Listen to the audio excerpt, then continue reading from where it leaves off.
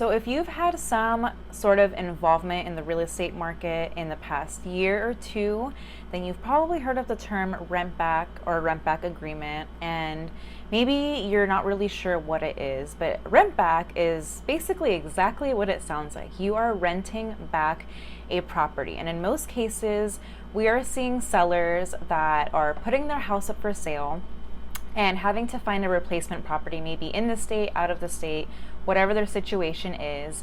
And since inventory is so low across the nation right now, a lot of sellers are taking advantage of the rent back option to basically buy themselves a little bit more time to find the replacement property. It's actually kind of interesting the way rent back works, because a rent back is actually effective once the escrow closes on the property. So the seller puts up their home for sale, they go through the escrow period, and they close on the home. But depending on the time period that was established on the contract, they have, let's say, 30 days to stay inside of the home, but it's not in their possession anymore. They are at that point becoming tenants to the new buyer and renting back the property from them based on, whatever financial agreement that they've agreed upon. The way that the market is right now, there's still a lot of active buyers.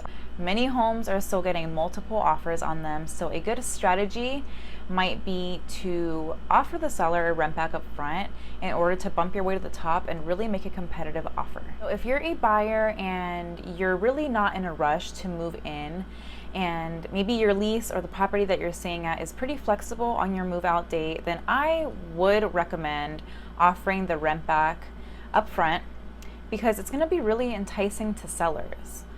Luckily for me, I've never had any crazy situation happen. I have wonderful clients, and out of the handful that we've helped in the past year, I would say maybe half of them did use a rent back period because they were moving out of state, moving into a different area, whatever the situation was. And luckily, we've never had anything major happen. Everyone's out by when they say they will be. They don't leave the house in bad condition. Just keep in mind that there can be risks, and there are people that may take advantage of the situation. Now, it is really rare. I've never heard of anybody doing that. Typically, it's when an actual tenant in an investment property is the one that doesn't want to move out, but that's a whole nother story. Rent back is, typically both parties agree upon this. There's no ill feelings, and everything usually works very, very smoothly. From my experience, my clients have always been happy, both sides, buyer and seller, and have gotten the outcome that they desired. So hopefully that explain a little bit of what rent backs are. If you guys have any topics that you want me to make a video on, I love providing educational content. I really just don't know what a lot of people want to learn about, so I would love to get some feedback and see how I can help you guys.